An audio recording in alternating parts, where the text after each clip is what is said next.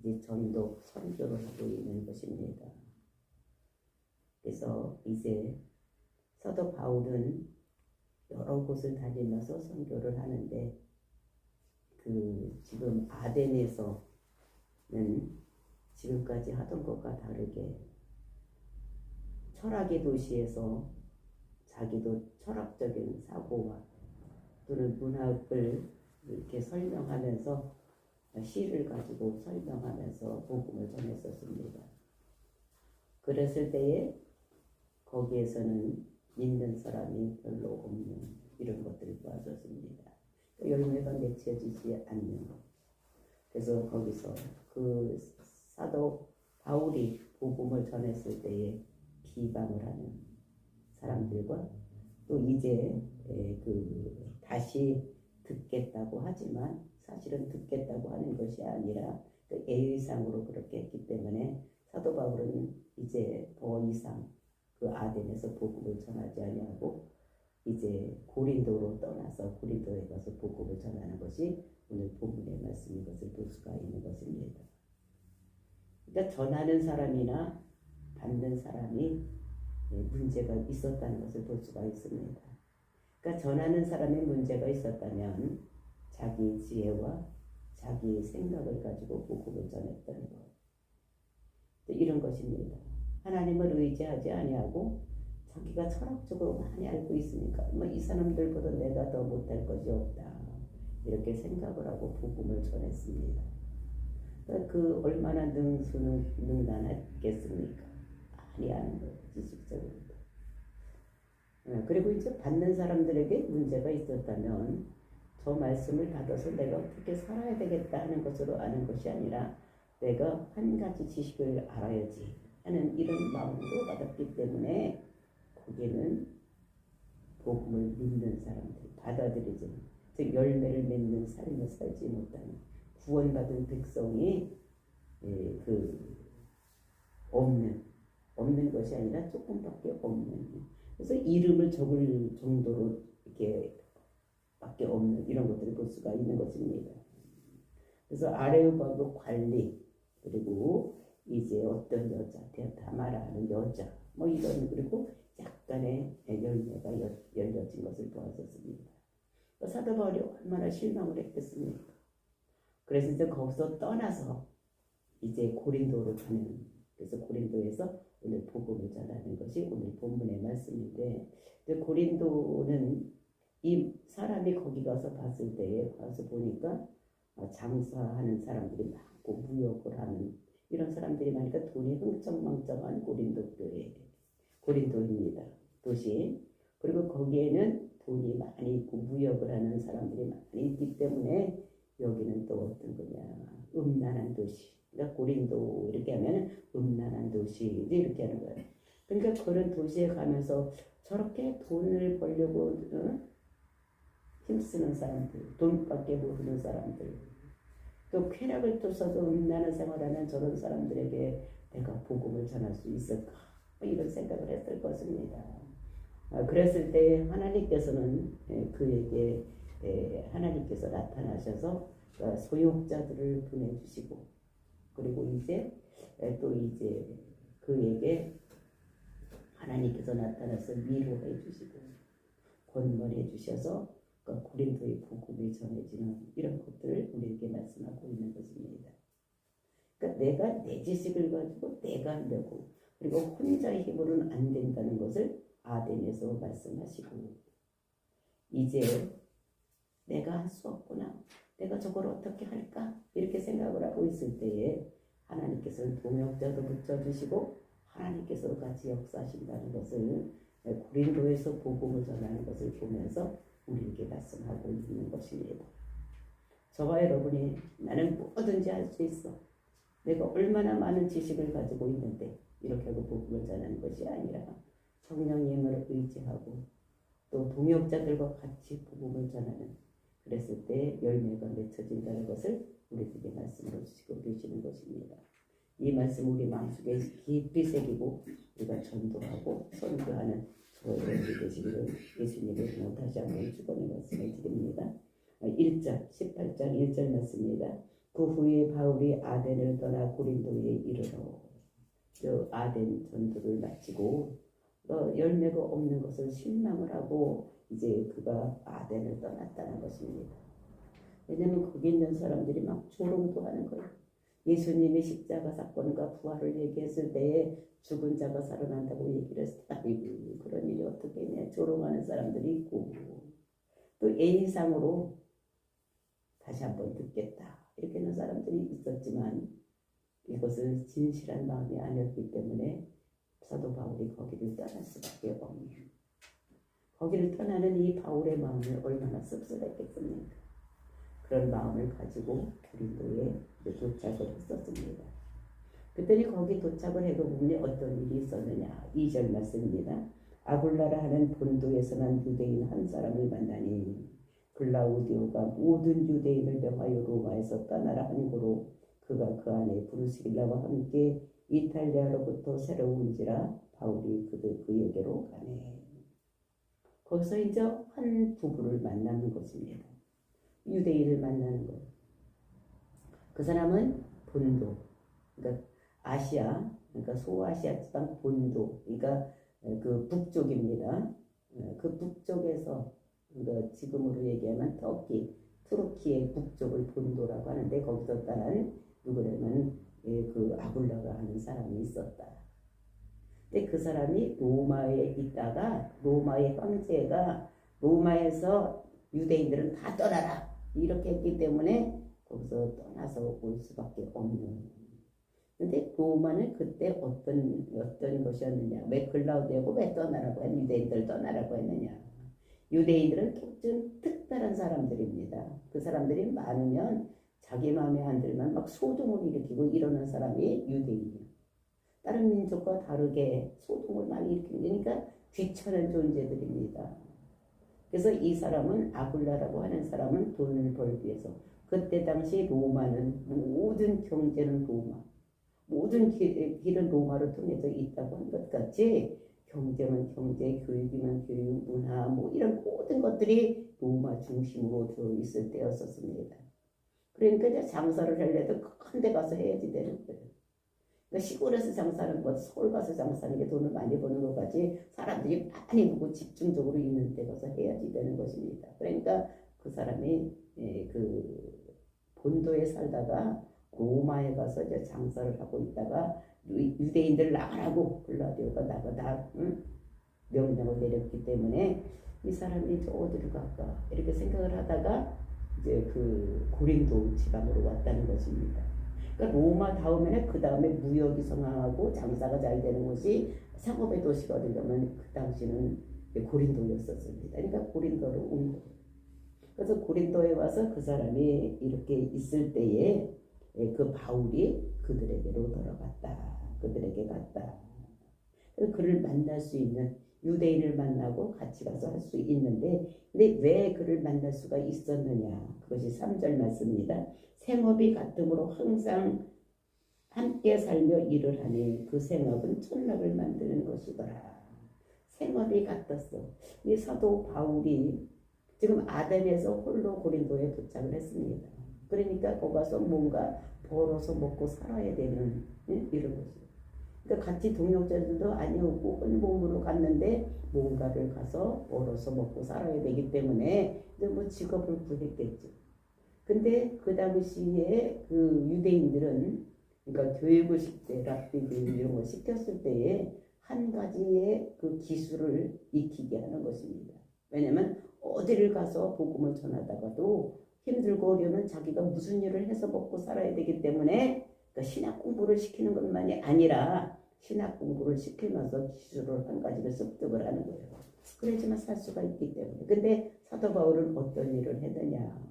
그러니까 천막 치는 일. 그러니까 가죽을 가지고 이렇게 하는 이런 일을 했던 사람인 것을 볼 수가 있는 것입니다. 그러니까 그런 직업을 찾다가 만난 사람이 아굴라라는 사람을 만났다는 것입니다.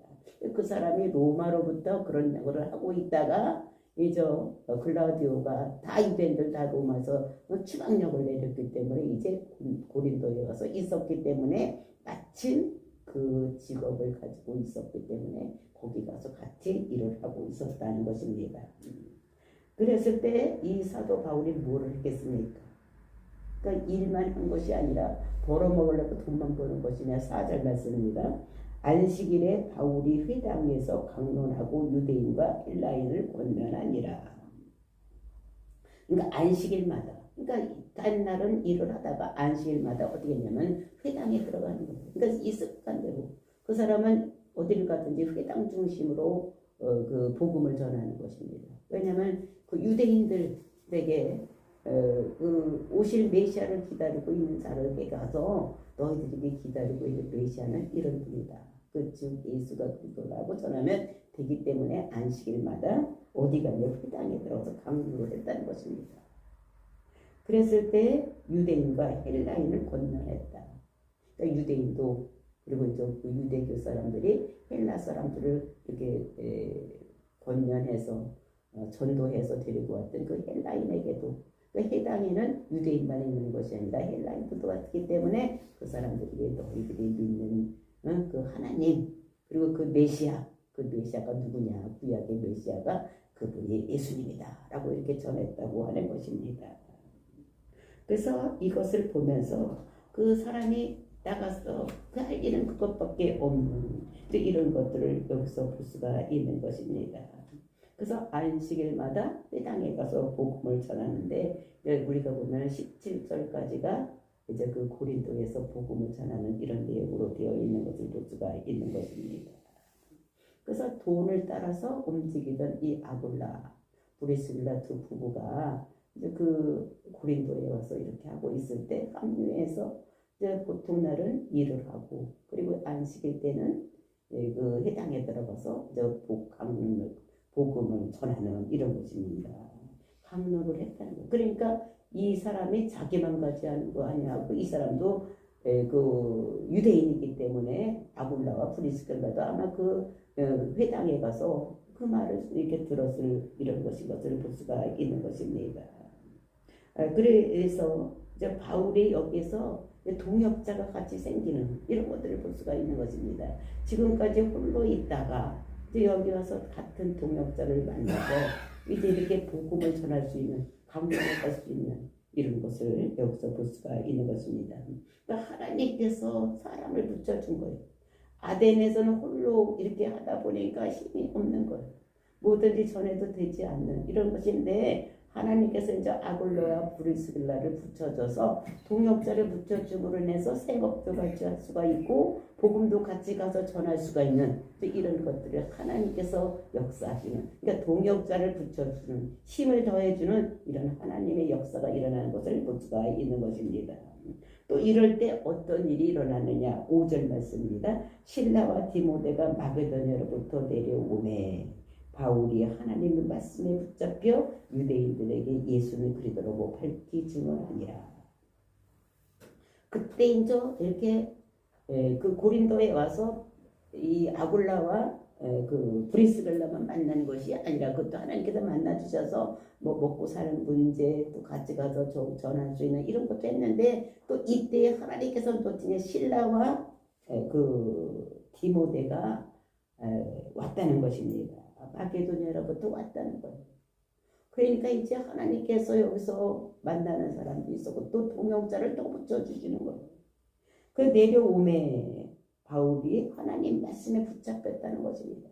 그전에는 먹고 살기 위해서 일을 하기 위해서 텐트 치는데 텐트 지고 근데 오늘날로 얘기를 하면 그 텐트 이런 데 일을 하고 있었는데 이제 신라와 디모데가 오니까 이제 우리가 이제 이렇게 일을 해서 도와줄 테니까 당신은 말씀만 이렇게 전하고 또 마게도냐로부터 그 사람들이 선교의 헌금을 같이 가지고 왔습니다.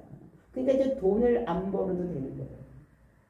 그러니까 하나님 말씀만 연구하고 하나님 말씀을 연구를 해서 다른 사람에게 전할 수가 있는 그러니까 내 일을 하고 복음을 전하고 이렇게 하는 것보다 하나님 말씀에 사로잡혀서 그것을 연구하고 이렇게 해서 복음을 전할 수가 있었다는 것입니다. 일하고 피곤한 몸과 마음을 가지고 하는 것이 아니고 또 하루 일주일 내내 일하다가 하루 가서 복음을 전하는 것이 아니라 이 사람이 복음에 그러니까 하나님 말씀에 붙잡혔다는 거예요. 그 말씀을 생각하고 그러니까 전업 뭐가는 목회 생활을 하고 있었다는 것입니다. 그전에는 어떻게 해요?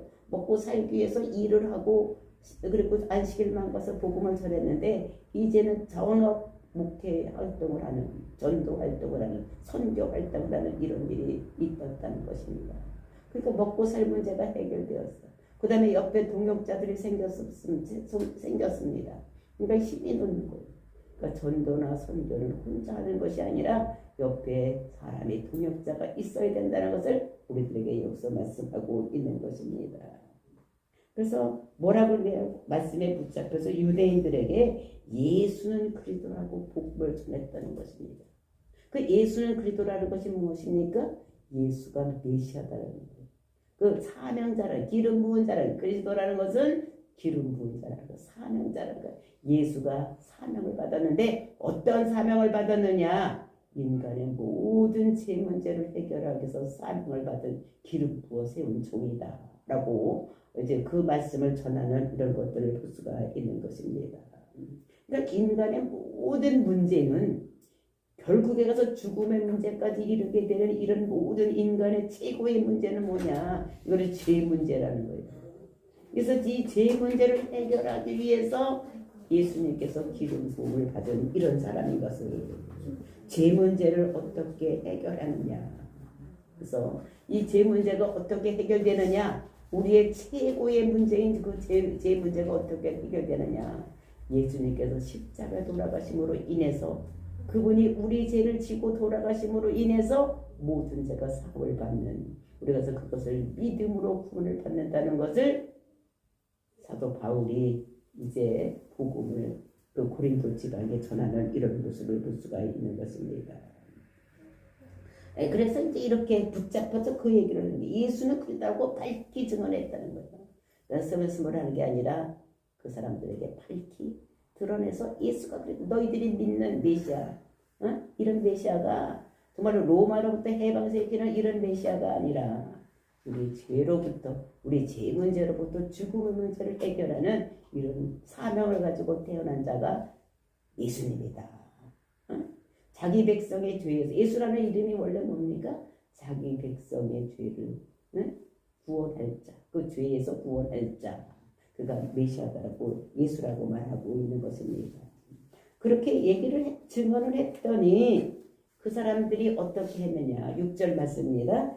그들이 대적하여 비방하거늘 바울이 옷을 털면서 이르되 너희 피가 너희 머리로 돌아갈 것이요 나는 깨끗하니 이후에는 이방인으로 가니라 하고 그래서 안식일에 가서 복음을 그렇게 전했더니 예수는 그리스도라고 전했더니 우리의 죄 문제는 우리의 구원의 문제는 우리가 예수를 그리스도라고 믿으면 우리가 구원을 받는다고 얘기를 했더니 이것을 대적하는 그들이 대적을 했다는 것입니다. 그 어디 그 땅에 있는 사람들이 대적을 했다는 거예요. 아 그렇습니까? 진짜 예수를 그리스도라고 믿으면 구원 받습니까? 그런 것을 지금 가르치려도 뭐 고마워 이렇게 해야 되는데 거기 있는 사람들이 그렇게 하지 아니하고 대적을 했다는 거예요. 반대를 했다는 것입니다. 대적했다는 건 반대편에 섰다는 거예요. 아니라는 거예요. 그러므로 인해서 또 비방을 했다는 거예요. 아니다. 이렇게 그 대적하고 그러니까 욕하고 막 이렇게 하는. 근데 이것이 현재 분사로 써져 있어가지고 계속해서 그러는 거예요. 한 번만 그렇게 끝나는 것이 아니라 계속해서 대적하고 비방을 하고. 근데 이 사도 바울이 말씀에 사로잡혀서 예수는 그렇다고 전했더니 근데 얼숭덜숭 살면 대적하거나 비방하지를 않습니다. 우리가 예수를 그리스도라고 확실하게 전하면 세상 사람들을 우리를 대적을 하는 거예요. 그리고 비방하는 것이 왜냐하면 세상은 지금 마귀가 다스리고 있는 나라이기 때문에 마귀가 이게 주인이 돼서 있는데 우리가 전하는 예수가 그 마음속에 들어가면 그 나라가 자꾸 차차로 없어지고 하나님 나라가 흥왕하게 되니까 이거는 대적할 수밖에 없는 거예요. 그 비방하는 것입니다. 그래서 이렇게 하거늘 그래서 그것을 듣고 어떻게 했느냐 바울이 옷을 털면서 이르되 옷을 털었다는 것입니다. 왜냐하면 너희들에게 지금 근데 유대인들은 그런 것이 있는 거예요. 뭐 어떤 것이 있느냐? 그 사람들이 죄인과 내가 같이 하면 그 죄가 나에게 옮겨져 있다고 생각을 하는 것입니다. 그 예수님도 어떻게 그 성에서 만약에 복음을 받아들이지 않으면 너희들은 어떻게 신발을 털어라. 옷을 털고 신발을 벗어서 털으라고 말씀하신 거지. 나는 너희 죄와 아무 상관이 없다는 것을 하는 거예요. 그러니까 옷을 털어서 나이는 너희들 죄와 아무 상관이 없다고 털어버리는 것입니다. 옷을 떨면서 이르되 너희 피가 너희 머리로 돌아갈 것이요. 너희 피, 너희들 죽음의 문제, 너희들이 돌아갈 것이다. 예수를 그리스도라고 믿어야지만 너희들 죄에서 사함받고 구원을 받는데 영생을 얻는데 너희들이 지금 예수를 그리스도라고 받아들이지 않으니까 너희 피, 너희 죽음이 너희 머리로 돌아갈 것이요. 나는 깨끗하니라. 나는 깨끗하다는 거예요. 왜냐하면 나는 예수를 그리스도라고 믿었기 때문에. 근데 내가 만약에 믿지 않는 사람에게 나만 믿고 복음을 전하지 않으면 그 사람이 죽음으로 갈 수밖에 없는 것을 하나님께서 복음을 전하지 않는 우리에게 물으신다는 것입니다. 나만 예수 믿고 우리가 잘 살고 천국 가라고 우리에게 복음을 전하는 것이 아니고 내가 믿은 것을 은혜로 우리가 구원받은 것을 다른 사람에게 전해서 죽어가는 영혼을 살리라고 우리에게 복음을 주셨기 때문에 만약에 내가 복음을 전하지 않고 나만 가만히 꼭 다물고 있으면 전하지 않는 죄가 나한테 온다는 거예요. 근데 내가 그 사람에게 복음을 전했어. 근데 그 사람이 그것을 받아들이지 않았어. 그러면 그것은 그 사람 몫이에요. 받아들이지 않는 사람의 몫이고 나는 죄가 없어지는 거야. 나는 전했거든. 내가 할 일은 다 했으니까. 내가 전했으니까. 안 받아들인 것은 그 사람이니까 그 사람이 죄를 피가 그 사람에게 즉 죽음이 그 사람에게 있다는 것을 얘기를 하는 것입니다. 그러면서 나는 이후에는 이제 너희들 유대인에게 있지 아니하고 나는 어디로 가겠다? 나는 이방인에게로 가겠다. 사도 바울은 이방인의 선교사로 불렀었습니다. 근데 이 사도 바울은 이방인의 사도로 불렀지만 이 사람은 동족애가 있었어요. 유대인에게 먼저 전하고 이렇게 싶은 생각, 유대인을 먼저 구원하고 싶은데 이 사람들이 안 받아들이니까 이제는 나는 헬라인에게로 이방인에게로 가리라 하고 그래서 어떻게 했느냐? 말만 했느냐? 아니라는 거예요. 이 7절 말씀입니다. 거기서 옳게 하나님을 경외하는 디도 유도소라 하는 사람의 집에 들어가니 그 집은 회당 옆이라. 근데 이 거기에서 예수를 그리스도라고 믿는 사람이 있었는데 그 사람이 누구냐 하면은 디도 유수도라. 그 유수도라는 사람이에요. 그러니까 이거는 헬라 사람 앞에 붙이는 디도 얘기를 해요. 그러니까 유수도 사람이 어떤 사람이냐면 헬라인인데 그러니까 디도 유수도. 그러니까 우리가 나중에 보면 디도라는 사람이 있습니다. 그 사람하고 이렇게 구별하기 위해서 디도 유수도라 하는 사람이 집에 들어가니 그 집에 이 사람이 잘 믿으니까 이제 그 집에서 뭐를 내주느냐면 그 집에서 교회로 집을 내준 거예요. 우리가 빌립보에 갔을 때도 그 드보라는 사람, 루디아라는 사람이 어떻게 했습니까? 루디아가 자기 집에 들어와서 자기 집을 내주면서 교회를 내줬던 것 같이 이 디도 유수도도 자기 집을 내주면서 와서 여기서 복음을 전하고 여기를 교회로 사용하라고 내준 것입니다. 근데 그 집이 어떤 집이냐? 그 집은 회당 옆이라. 그러니까 회당하고 딱 붙어진 옆집에 디도 유수도가 살고 있는데 그 집을 내주면서 이제 교회를 세우라고 얘기를 하는 거예요. 그러니까 집이 이렇게 같이 붙어 있는데 한쪽은 뭐니까 유대인들이면은 회당. 그리고 한쪽은 요쪽 바짝바짝 붙어서 담이 같이 붙어서 한쪽은 저 교회가 세워지는 거예요. 그러니까 한 집은 유대인의 집, 유대인을 믿는 유대교를 믿는 집, 하나는 그리스도를 복음을 전하는 집. 그러니까 한 집이 이제 흥황해지면 한 집은 없어지는 거 이런 것들을 볼 수가 있는데 그것이 8절 말씀입니다. 또 회당장 그리스보가 온 집안과 더불어 주를 믿으면 수많은 고린도 사람들이 듣고 믿어 세례를 받더라. 그러니까 회당장 그리스도바 그 회당에 있는 장이 그리스도바라는 사람이 있는데 그 사람도 예수를 그리스도라고 믿고 자기만 믿는 것이 아니라 자기 집 사람을 다 믿게 해서 어떻게 되니까 믿게 하니까 회당장이 믿으니까 거기 있는 고린도에 있는 사람들이 많은 사람들이 예수를 그리스도라고 믿는. 그러니까 믿었으니 뭐를 받았습니까? 세례를 받았다. 세례를 받는다는 것은 무엇입니까? 예수님의 죽음이 내 죽음이요, 예수님의 부활이 내 부활이라는 것을 이렇게 고백을 하는 이런 세례식을 했다는 것을 볼 수가 있습니다.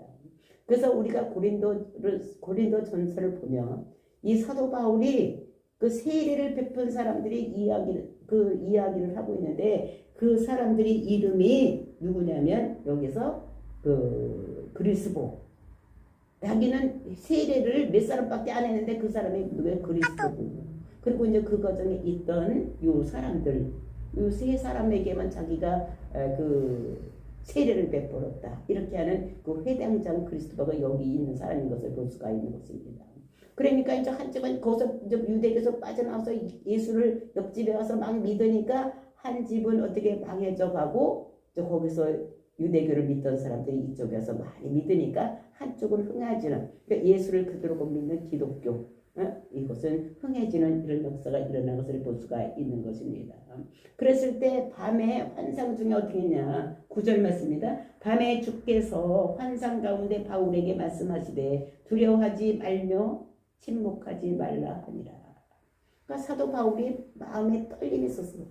고린도에 가서 복음을 전하면서, 왜냐하면 아덴에서 자기가 그렇게 막 유창한 말로 막 이렇게 전도를 했는데도 불구하고 받아들이지 않으니까 이 사람 마음속에 두려워하는 마음이 있어.